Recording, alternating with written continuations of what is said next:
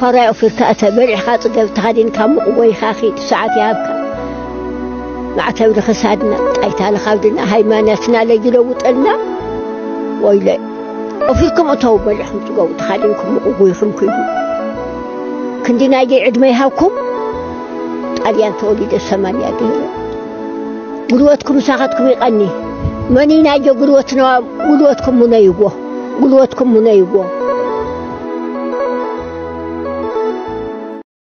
شالوم أبرح قن كروانكم مدوات وأنا وقداي تكات زلكم زخبركن استفرالي وأنا وتحسوا تحزلكم متيلخو كوف ولو لايك يترسعوا انتهى وأنا وتحسوا مجمريا بيتي ناي ليبيا زلو خناتات بتعمي زحزن كنيمر اتي ناي ليبيا خبرات تعذبتي قصالي زي زاربلو مليسكا نتسب مشاقد سلازخونه بفلاي كافتي اب ليبيا زلوكا اتي خناتات بعلو يري الله احنا نسدلنا ناتهم او مسرات ويزخونه حاجات كوبر سوات مالتي اتي قصالي ابيتو زي مزراوي انا قصالي زي مصوغن حنساب فيديو نات كان ايرترا جلس لزاتو مليسو تسدرا وكله يشغل وي ولا ابز بعد اوروبا قال ازخونه زلو بيتسبكم كافت ليبيا وتا زلو نت فيديو ري مليسو چنقت يوسخ مليسو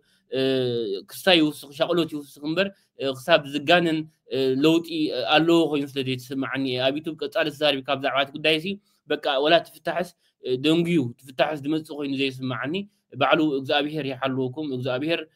صلالو يمبرلكم كبل يدلي تانو غبرو النجر تلو بحجون كغبرو مخاني كحبر دل مالت ايتو معلتاو بزعو زي مزراب كن نتي كاب تريبيا وصا زلو توسخ سرسن توسخي شغلتن نزي مفتار نمباليو هلا كبرات كلحوات كما وعلكم كما يمسيهم سلام دي حما اي تركب حما ارخبنا ما سدتنا خيا اخلنا خعس حندبتها وكينات تلعي ليبيا 3 عامات لنا نكال شجر نكال صبانا خي اخلنا حندبتها وكينات بملعالو خا مشو خفي النحواتي حما اي تركبوا حما ارخبنا كم ساعه 4 على 10 دخلت جمرت وكينات سكاب حجنيو سكاب ساعه كلتن فرعان اني بقى تطوك بلاي كالن بقى علومتنا طيبنا بقى تكم نقبر جاني قلنا حج بقى حاجزكم من صلاتكم من يفلين نحواتي حاجزكم من صلاتكم من انت حصانات من تدق انستو من انت سدتنيا من انت شغرات حواتي لما صلاتكم على نحواتي حاجزونا بصلاتكم كفو اي تركبوا زي محواتي حما ارخبنا املاخ مسخني يكون بتعمي يو زحزن كم ذلك كتريو كلها مالتي بزغونه نافتي كال وانا وتحس كبرات تعذبتي اسكي بنايزي نجمر شخص التمقش قرماي مسوفي تمالخ بنبر فيديو كمان لهم ولا المزانا لهم هذا سلام دغنيكم بشموتي مالتي عندهم سايس مع الفصل الرحو زلهم لما أنتي كاب سعود عربنا قطعني مس دونالد ترامب كيجنا لنا سعود عرب مسونا يحضرون نحاز على إسرائيل دبلوماسي نشتي هذا هالمدى أستاذ كيف حالك؟ كله سلام؟ كله طيب؟ حاج أبو سلطنة يا حاج مس دونالد ترامب سعودية كيجنا لنا يقبع شيخ سلطنة ايوه كيف الحال؟ مدمنا بعربي ايوه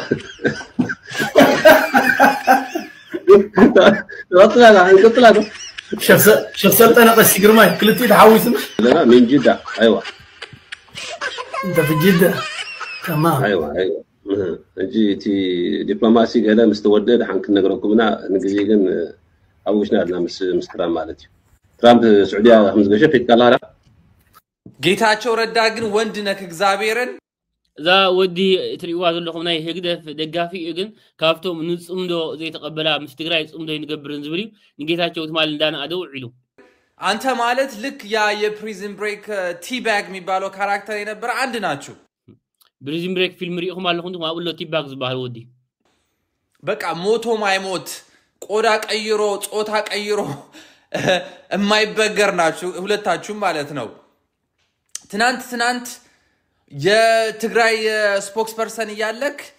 ዶክተር አቢን ዘሩን ሳይቀር ሰድበክ تمالسي نبي أحمد كسب زور أخي ترى بمولو عليه تمولو أوالد كاتريف كا ዛሬ ማለት ነው የሱ የኢስት አፍሪካ ፖለቲካ አማካሪ ሆነ لمغا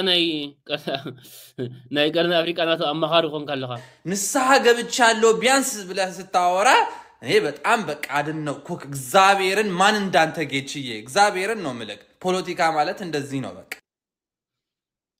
يدنغي زلو زخونه ፖለቲካ ማለት ከምዚ ይብላሉ አንተ በጭንቅላት የኢትዮጵያ ህዝብን ሸጠዋል የትግራይ ህዝብን ብቻ ሳይሆን የኢትዮጵያ ህዝብን ሸጠከዋል በቃ በጭንቅላት ካብታዓት በኻን ኢትዮጵያ ሆነ ትግራይ ጮይ ኻይምኻ በቃ ሸጥካይምኻ በእውነት ማን እንዳንተ ወንዳታ ነክ እንደዚህ ነው ኑሮ በቃ ተመሳስሎ መኖር ነው ሰርቫይቫል ይባላል survival the fittest ሚል ቲዮሪ አንብበህ ታውቃለህ አንተ ማለት ፕራይም ኤግዛምፕል ነው የሱ እና ጌችዬ ይመች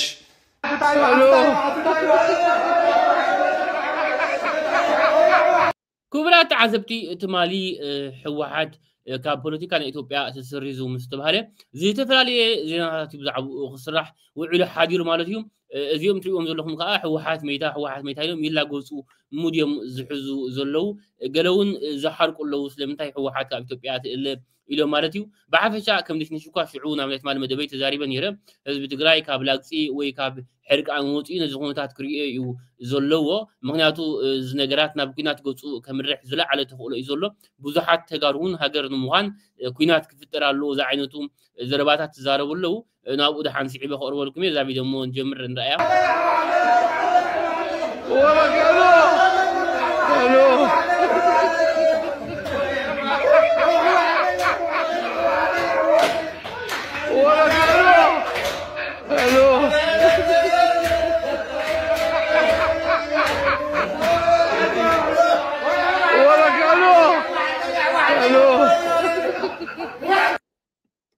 ياتي وازلهم يا هاجر نمونان لو من حبر دمسنا نتجراي نكون يوم زبل زلو حجي هاجر نمونان لو من حبر انت دقا تبل علىها اوكينكا هاجر نخدكون ناس تمسخ تلالكا ناس تمسخا انصار ايثيوبيا اخا كينات تكفت زلكا مالتيو ስለዚህ هاجر نمونان لو من حبر زيكون هاجر نمونان كينات نغبركم تغبروا زلكم اغدابلكم مالتيو ግን ኣብዚ ሕጂ ግዜ ኩናት ጌርካ ኣደመን ክትስዋ መን ይኽስዋ እንታይ ይጽገም ናይ ፖለቲካ ሽግር ተደኣ ኮይኑ ክትራዳእ ትኽእል ወይ ድማ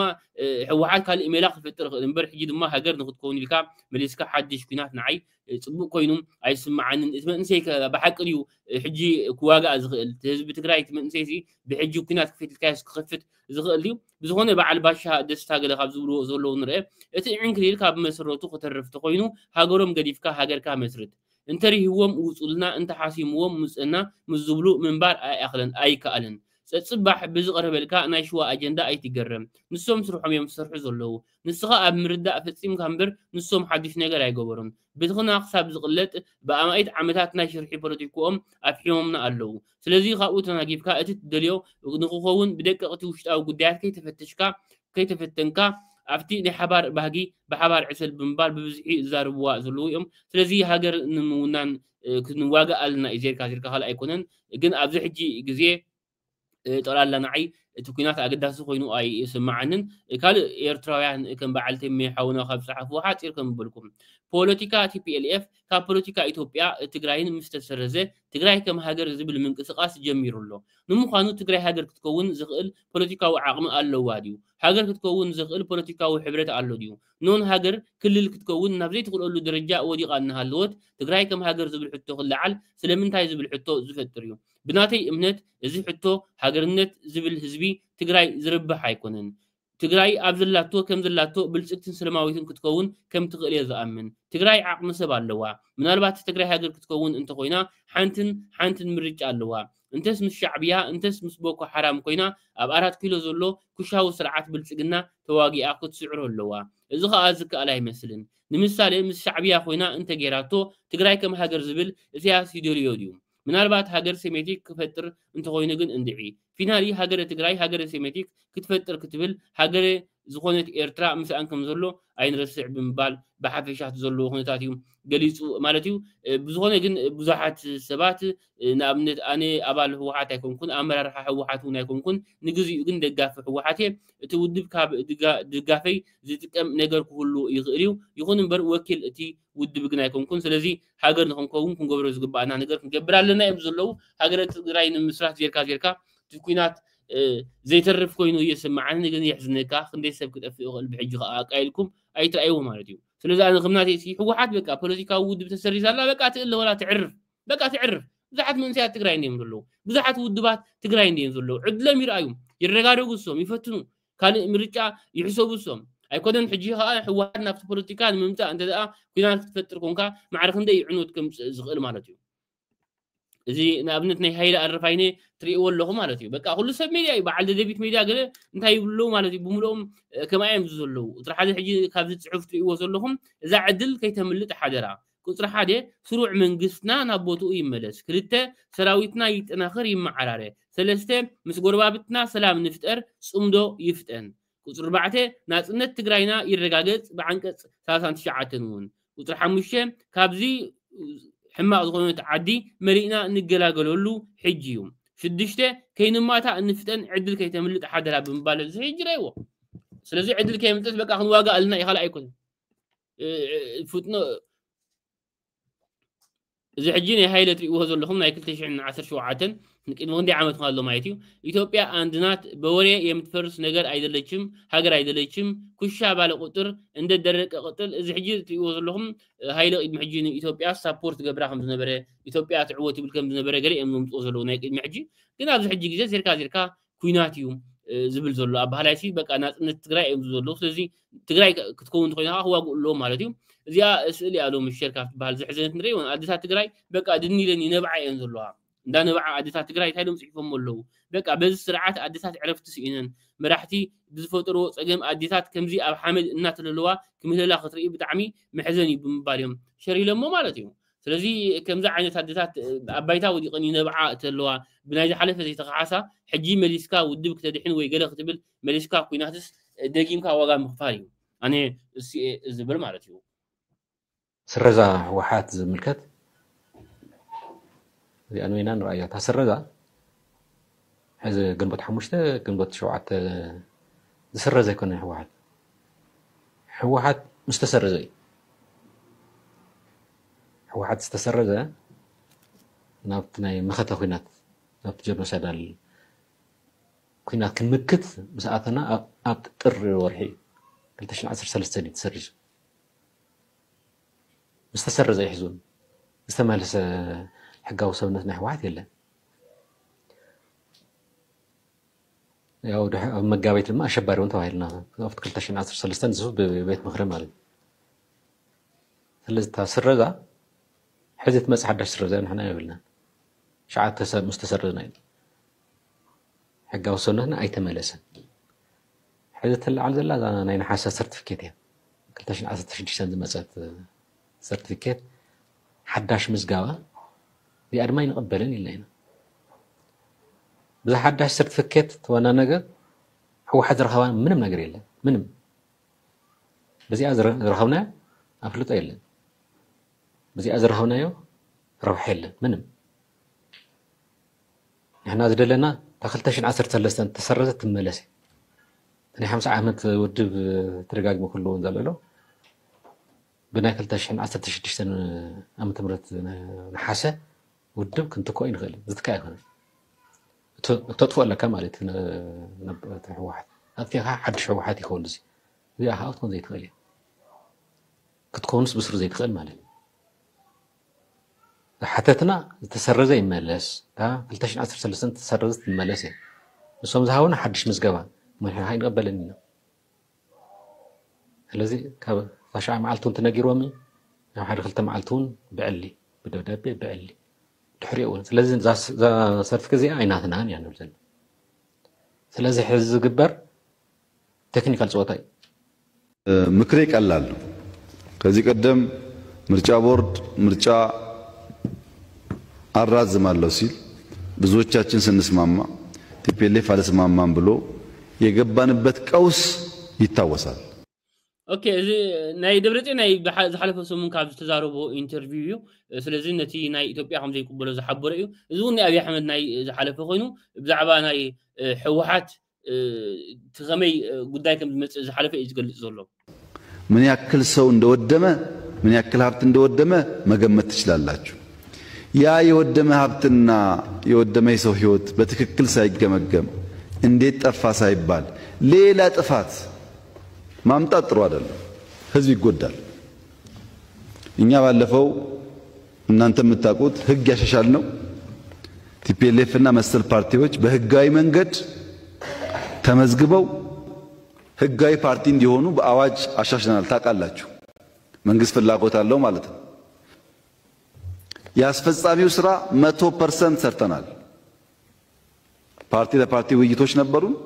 መንግስት ለመንግስት ውይይቶች ነበሩን። ጥያቄዎች ተነስተው መልሰናል። ለምን? ሰላምና ህጋዊ መንገድ ስለሚያዋጣ። ቲፒኤልኤፍ አሁን ማድረግ ያለበት ምርጫ ቦርድ ጋር ሄዶ በ2-3 ሳምንት ውስጥ የሚጠበቅበትን ዶክመንት አሟልቶ ነው ጉባኤ ማካሄድ ያለበት። ባያደርግሳ እኔ በፈልግም ባልፈልግም ዋጋ የለውም። ምርጫ ቦርድ ካልተቀበለው ቲፒኤልኤፍን ህጋዊ ፓርቲ ካላለው በምርጫ ሊሳተፍ አይችልም።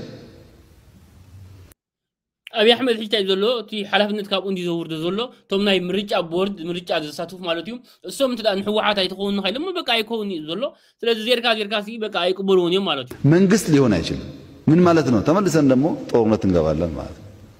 ያ ስለዚህ ህወሓት ሲ መንግስት ሆነ አይከልኒ ተዘይኮይኑ ኸአ ተመልስና ና ኩናይትና አውቲ ዝብል ዘሎ ተመልሰን ጦርነት ከምንገባ ተመልሰን ጭቅጭቅ ውስጥ ከምንገባ ቀላል ነው። ዋናው አልቋል። ህግ ተበጅቷል። ተስማምተናል። የቀረች ጉዳይ አሟልቶ በህጋዊ መንገድ ጉባኤ አካሂዶ ፓርቲው መልሶ ወደ ፖለቲካ ስርዓት መመለስ። ስለዚህ ካብ ኩናት ንኸፍት ሲት ህወሓት ብሕጋዊ መገዲ ፓርቱናቱስ ናብ ስልጣን ከም ወይ ድማ ከም በሐድሽ እቲ ሲግንዎ ዘሎ ክረክብ ይኽእል እዩ። ከሁሉ በላይ ቲፒኤልኤፍን ከቲፒኤልኤፍ ቀጥሎ የትግራይ ህዝብን ከዚያ ቀጥሎ ሁላችን ይጠቅመናል። كم أنت جيرو حوحات كأ بتحجاو أنت خيدو مجمري حوحات تكم شعو حزب تجراي تكم دحرو قا إحنا نتكم زلزلهم كله خبرات عذبتي تي كونات مجمار بحزب تجراي سل نري أصلنا تي حزب تجراي كأسين إحنا سلنا فوق تغزار سلنا كاتلو السوق هيسة قال إلنا تجراي ونمزح الفوق هيسة النمبر تجراي كون تنتسع جو كونات تجرو يتوبيعون كتسع حزب يتوبيعون بعد تستفق زلوا ولا أمحرا يغندي ولا أوروما غندي قال بعرف شاكن تمس سراويت بالسقنا خوينو زسوا مس إثيوبيا كوينو كينات زغفتون كندي واقع زغفت زلوا كندي سباتيهم كندي حساناتهم زغفتهم زلوا كندي أنستيهم بعربيتن سنا زلوا كندي سدرابيتاتين زبيتاتنا زلوا كل يدخل تزارب كل هذا بيت سقات فولت أو بيت نعقد سمعك بوصلة تزاربينا إذا كينات تجميروسي نتقرأي كهاسي أيون نتقرأي سبق يكون نبذل نمبر إثيوبيا سبق كويني يكون إثيوبيا بزي سبكي كسرت تواقع مالت يكونن نعاون بزح عنوتي خمس الله أبزي حجي زلات قطباوي دخمتون إثيوبياون مليسة أخت الداخل مليسة كتبتاتن مليسة شجر كتفتر سلازي إزلو كينات زغفت كينات نيرترا عندي زارينا أنا إيرترا بحجمه كينات بفتسم كقونا يكلني منياتو زغلو واقع تقفيلو جنا سدرابيتات زي تردان كلها جنا حزب إيرترا قال لوتي خمس لو نابلنا مليسنا بكينات أيكونني حزب تجراي قاعد أتري واصل لهم تجراي حجي كينات تكبر تجراي حجي كون بحدش كينات تكفت قاعد قال لا يوازعني إثيوبيا نبع على إثيوبيا هم كينات تكفت هذا زي أي يوازعني ولا نعاون تبغى يكون ስለዚህ ታይ በቃ ሰላም ይፍጠር ተኽንብልልና ኮይና እዚ ብዛዕባ ናይ ጌታቸው አሰፋ እዮም ዛረብ ዘለው ጌታቸው አሰፋ ዘሎ ትሪእዎ ዘለኹም ስኡሉ ተባሂሉ ዝረአ እምበር ብቪዲዮ በገለኳ ተራእይ ፈልጥም ኩሉ ግዜ ሓደ ካብቶም ሕባኣት እዩ አስመራኹም ዘሎ ዝሕበር ዘሎ ወደ ስቱዲዮ ስንገባ እንግዲህ ስለ ጌታቸው አሰፋ አዲስ መረጃ አለ ትኩስ መረጃ አለ ብለህ ነበርና እስቲ እሱን ነገር እንስማው። ጌታቸው አሰፋ ያጨካኙ የደህንነት መሪው አስመራ ይገኛል። ጌታቸው አሰፋ ናይ ድሕነት መራሒ እዩ ጨካኝም ዝልዎኻ ኣብ አስመራ ይርከብ አስመራ ገብቷል። በዚህ ሰዓት ከዲሲ ወደ አስመራ ከመጡ ሁለቱ ልጆቹ ጋር ሊሊ አሰፋና ማርያማዊት አሰፋ ጋር መገናኘቱን ምስክል ተደቁ ሊሊ አሰፋ ማርያማዊት አሰፋ ኣብ አስመራ ተራኺብሎ ቶም ደቁ ኣብ ዲሲ አሜሪካ ድቕመጥ ነይሮም ኣብኡ መፅኦም ምስ ደቁ ኣብ አስመራ ተራኺብሎ ታማኝ ምንጮች አረጋግጠዋል። ከዲሲ ወደ ቀጥታ ወደ አስመራ ከሄዱ ሁለት ልጆቹ ሊሊና ማርያማዊት ጋር ተገናኝቷል። አንድ ቪዲዮ ላሳይ ሮቤል። እንግዲህ ከ9-10 ዓመት በፊት የቀድሞ የአሜሪካ ፕሬዝዳንት ባራክ ኦባማ አዲስ አበባ በመጡበት ሰዓት ነው ይሄ የሚያሳየው። እንግዲህ اوكي اذا حجب زعبا باراك اوباما ኢትዮጵያ መጽ ይቆል ይዛረብ ዘሎ በሐፈሻ ግን እቲ እንተ ዳ በሐቅ ኮይኑ ዝብሎ ዘሎ በሐቅ ኮይኑ ጌታቸው አሰፋ አስመራ ኸይዱ እሞኻ ምስ ደቁ ክሳብ ዝራኸብ ተዳ ኮይኑስ በቃ ምስ ኢትዮጵያ ሲ ተባቲኾም አሎ ማለት ማዕረኹም እዮም ህወሓት ምስ ኢትዮጵያ ተባቲኾም ዘሎ ሰብ ደቁ ኸይዱ ኣብ አዲስ አበባ ክረክብ ወይ ኣብ ኢትዮጵያ ገለ ኸይዱ ክረክብ ኻጽ ኣብ አስመራ ኸይዱ ምሕር ወላ ምስ ደቁ ኸይተረፈ ዝራኸብ አሎ ተኮይኑስ ነገራት ማዕረኽ ላዕል በጽሕሎ ማለት እዩ ተመልከት እዚህ ጋር ደረሱ እነዚህ ሁለት ልጆች ጌታቸው አሰፋ ልጆች ናቸው ቅዱሳን ጌታቸውና ሚጣ ጌታቸው ይባላሉ ባራክ ኦባማን አበባ ሲያስታቅፉት ይታያል እዞም ክልተ ቆልዑ ኣብ ባራክ ኦባማ ዕምባባ ዝቦስ ደቁ ጌታቸው አሰፋ እዮም ኤን እነዚህ ልጆች ባለፈው እንዳልነው የጌታቸው አሰፋ ልጆች ስለሆኑ ኃጢአተኞች አይደሉም ፈልገው አይደለም ጌታቸው የተወለዱት ኦኬ ተንቆልዑ ሲ ካብ ጌታቸው ውስተወለዱስ ፈቴም አይኮን ኃጢአተኛት አይኮን ናቱ ገበንስ አይቅብሎኒ ማለት እዩ ሮቤል በእነዚህ እድሜ ቦምብ ታቅፈው ጦርነት ውስጥ እንዲገቡ እንዲያልቁ ያደረገ ግን ጌታቸው አሰፋ የሱ ልጆች አበባ ያበረክታሉ ኦኬ ደቃሎት ግን ኣብዚ ዕድመ እሶም ዕምባባ ዘይኮነስ ኩናት እዮም ዝገብሩ ዘለው ብረት እዮም ዝሕዙ ዘለው ደቆ ግን ዕምባባ ይቀበሉ ይዝብ ዘለው እሱ ልጆቹን ለማግኘት አስመራ ድረስ ሄደ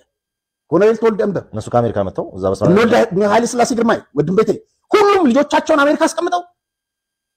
ኦኬ እዚ ብዕጥር ደረስ በቃ ሁሉም ተም መራሕቲ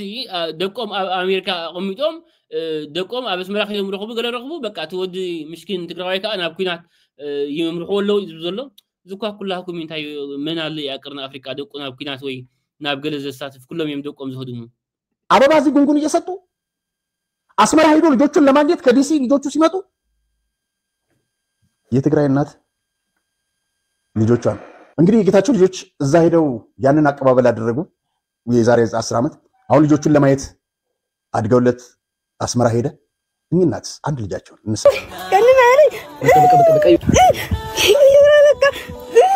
በቃ ሄደዩ ከበቃ ላይ ሆነ ወላዲትና በጋዬ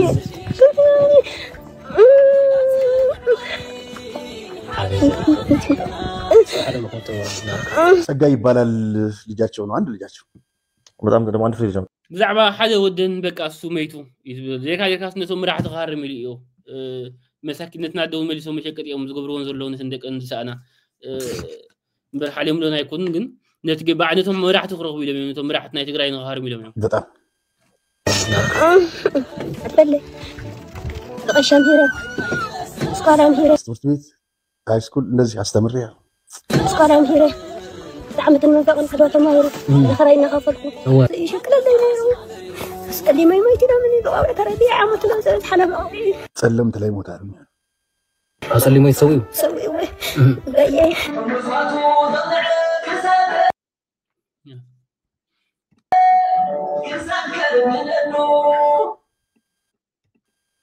ይሄን ይመስላል እንግዲህ ትግራይ ሁኔታ በጣም የሚያሳዝን ነገር ነው እንግዲህ የትግራይ ህዝብኛ ሁሌም እንደምንለው የትግራይ በተለይ ወጣቱ መማር ያለበት አሁን በርግጥ በጣም ለውጥ ያመጣ መጥቷል በከፍተኛ ሁኔታ ይሄን ቡድን ያደመን ቡድን እየተቃወመ ነው የሚገኘው ይሄን ነው በቃ ማወቅ ያለበት የሚሞተው ለነማን እንደሆነ ለምን እንደሚሞት እነዚህ እናቶችና ልጆቻቸው እንግዲህ ምስክር ናቸው كمكحلهم يتلكا ግን ናብ ናይ ሜሮ ንኽቲ ክብሉ ብብዙሕ ይሽተካ ዝበሃል ዘሎ ቪድዮ ኣቦታትካ ዓዶም ከድዕኑ ይኮኑ ሓቂ ዝፋት ዋሓጦ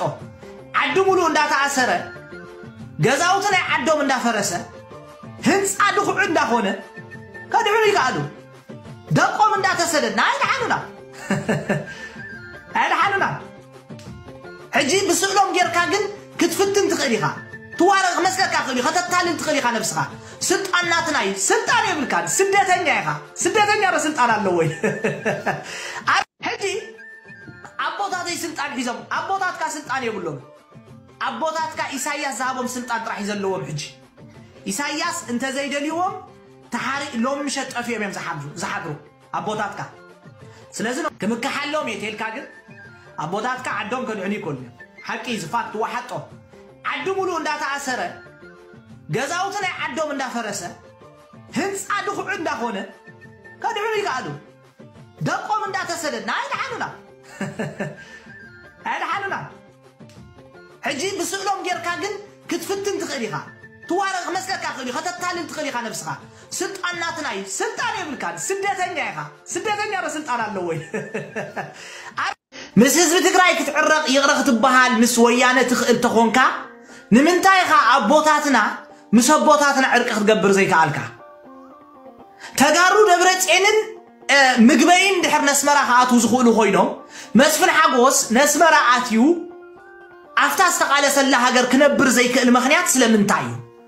እዚኣ ናትና ሕቶ ማለት እዩ ካልእ ዝኾነ ናይ ሰላም ተቃውሞ ይኮነን እዚኦም ኤርትራውያን ይበሃሉ እዚኦም ኣብ ኤርትራ በይኖም ደው ኢሎም ዝምክቱ ብዙሓት ግን ዘይጥርኑፋት ሓያላት ግን ዘይውሁዳት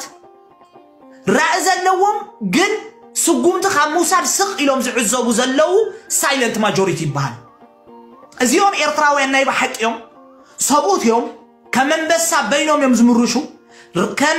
ሬሳ ዓጀብታ ኣይብዝሑን እዮም ጉጅለን ግሩፕን ፈጢሮም ኣብ ኣውራጃን ኣብ ፀግዕን ኣያቱን እዮም መንገዶም ሓንቲ እያ ንሳ ከዓ ኤርትራ ትብል ኣብ ዕላማ ስዋዓት ዝተመስረተት ናይ ስንኩላን ኤርትራ ናይ ተጋደልቲ ኤርትራ ናይ ሰራዊት ኤርትራ ቃንዛ ናይ ህዝቢ ኤርትራ ስደት ናይ ህዝቢ ኤርትራ ምረት ናይ ኤርትራ ናይ ኤርትራዊት ኣደ ወሊዳ ከምዘይ ወለደት ኮይና ምህላዋ ዘጉህዮም ኤርትራውያን ዜጋታት ይበሃል እዛ መስመር እዚኣ ሒዞም እዮም ከዓ ኩሉ ግዜ ስቕ ኢሎም ዝዕዘቡ ዘለው ስቕቶኦም ዋጋ ይኽፍል ኣሎ ዶን ኤርትራ ብርግጽ ካብዞም ራብዓይ ደረጃ እዚኦም ኢና ንሕና ነፂሩልኩም ክኸውን ተስፋ ይገብር ሓቂ እንድሕር ዳ ነጊርካዮ ህዝብና ክሰማዕ ኣይደልን እዩ ህዝብና ፀግዒ እዝብ ደገ ዘሎ ፀግዒ ሒዝካ ግሩፖ ፈጢርካ ብኣውራጃ ክስታይ ጌርካ በቃ ከምኡ ጥራሕ ይዝርዳእካ ምፅራፍ እዚ ሓይሊ ይኮነን ነንሕድና ክንፃረፍ ክንብ ወላ ሓንቲ ኩላትና ስደተኛታት ኣብ መወዳእታ ታለና ሓፍትና ኸነ ንሕና ይንኽእልና ብሰዓት ስልሕና ሕዋትና እኮ ኢና ኣብ ሊብያ መፃወቲ ኮይነን ዘለዋ እንታይ ማለት እዚ ብዓረብ እፃወት ዓረብ ወላ 16 ዓመት እኳ እያ ተዓሚፃ ብሊብያ ጠኒሳ ብቐዳማይ ሸር ኢልዮ ነይረ ሓፍትኻ ኣብ ኣዲስ ኣበባ እንታይ ኮይና ኣለና ኣብ ዩጋንዳ ኣው ሪጋ ዳር ትርኢት ሪጋ ተሰሪዕና زدي كنا نحنا كنا نحن كينا كنا توتينا السدة توتينا حجي عبز صوت كوينا عبز جعانو كوينا عبز خان نحنا نباس علينا سلطان يبلنا حيل يبلنا عدي يبلنا عبز سدة ثانية هون كانت عادي تاي سلطان تعد لك يبلك سدة ثانية عندها تعلك تسديد كاكويها توحيف كاكويها ندقها كمان نمتصاسي نزوم عبز تولدهم زلها قلعسي دحري 18 عمت انت دا خمزلو نغرات قتيلس دحر 10 عمت كو دقها كونات كاي كونا بأوروبا دقنا كونات ما يكوننا بأوروبا do you understand that guys أوروبا دا أمريكا زولت كي أقول أكو أمودات أكو أمريكا أكو جرمن أكو شودن أكو تاي مالتي إيرترا قبل كاي شو تاي هتلند لا قبل كاي أما صوم عيدن لا عندك غير عيدن واه ترى زين يكون نكون نتناقنا سدات نقدر يتمصلوا بزح سب عب سدات نولدهم قلعوا فاتيهم تسأليكم 99% ناتنا أيكونوا 10 عمت مسمولوا 10 عمت مسجبروا وكلها سبوكم زكو تتسألكوا كلها زولدتكو زوم زولدوا أملاخ كل جزء مسؤوم يكون إنفا جد كلها تنا عبز مسولدنا سبعتين خو واي ودي كم زي أدو خون سمعك نقرأك أب مني خاطب له أبي تمرت دقنا أبي تمرت رأيهم إيرتراويان ديوم جرمناويان ديوم جرمنا ديوم كوبرا تعذبتي بزغني كاين نوح لكم كافر قاعد بوزن حكنا ويحاولوا انتسلوا كنا تقن ازي يمثل سلتغلق جت كاتلني بالبي ازم مسكن اي ساننا يغني فرع في تأتبر خاطر قبت هادين كم وي خاخي ساعات يابك مع تبر خسادنا ايتال خاودنا هيمانتنا لجلوت لنا ويلي وفيكم اتوب الحمد قوت خادمكم وبويكم كيدو كندينا يجي عد ما يهاوكم طاليان تولد الثمانية ديرة قلوتكم ساقتكم يقني ماني ناجو قلوتنا قلوتكم منيبوه قلوتكم منيبوه